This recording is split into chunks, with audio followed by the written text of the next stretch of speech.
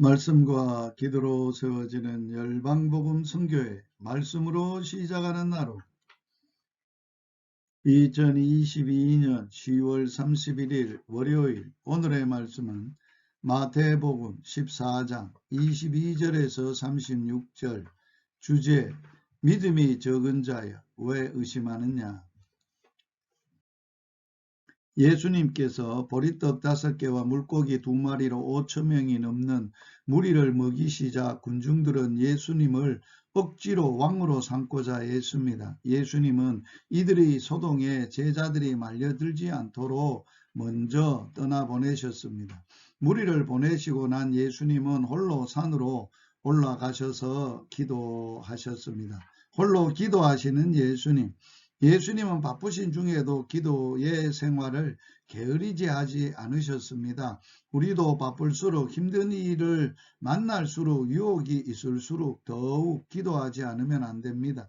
하나님과의 교제의 시간의 결핍은 우리를 영적 부패로 이끌기 때문입니다. 제자들을 도우러 오신 예수님, 제자들은 바다와 배에 익숙한 사람이었으나 풍랑에 시달리고 있었습니다. 새벽에 예수님은 이들을 돕고자 바다 위로 걸어오셨습니다. 제자들은 몹시 놀라 유령이라고 하여 무서워했습니다. 제자들은 아직도 연약하여 잘 놀라고 무서워하고 있습니다. 우리의 믿음도 더욱 자라고 태산이 무너져도 요동하지 않는 굳건한 내면성을 갖추어야 하겠습니다. 예수님은 놀라는 제자들을 안심시켰습니다. 예수님은 우리가 어려울 때 언제나 도우러 오십니다.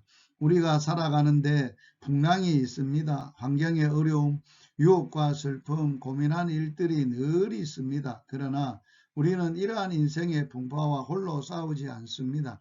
예수님께서는 언제나 찾아오셔서 내니 두려워 말라 안심하라고 하십니다.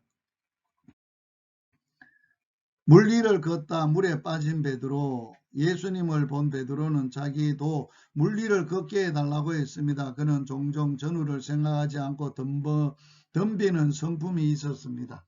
그래서 실수도 많이 하였습니다. 그러나 그는 언제나 다시 일어섰으며 예수님에 대한 진실한 사랑이 있었습니다. 신앙은 실수가 없어야 하는 것이 아니라 실수하고 넘어지고 쓰러지더라도 다시 전진하는 것입니다. 물 위를 걷던 베드로는 바람을 보고 무서워하는 순간에 물에 빠져버렸습니다. 무서워하는 것은 믿음이 없기 때문입니다.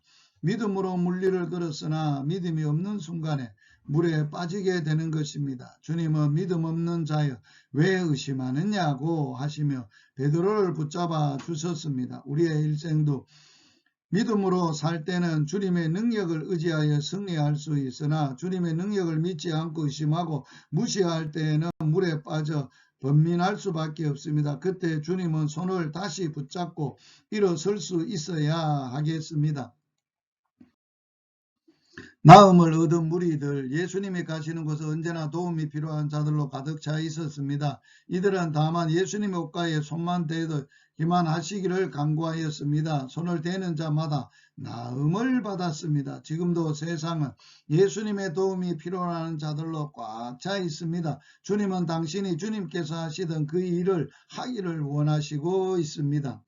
오늘의 말씀에 순종하기, 오늘도 날 위해 기도하시며 힘들어 낙심할 때 찾아오셔서 도와주시는 주님의 손길을 체험하며 사시는 복된 하루가 되시기를 주의 이름으로 축복합니다.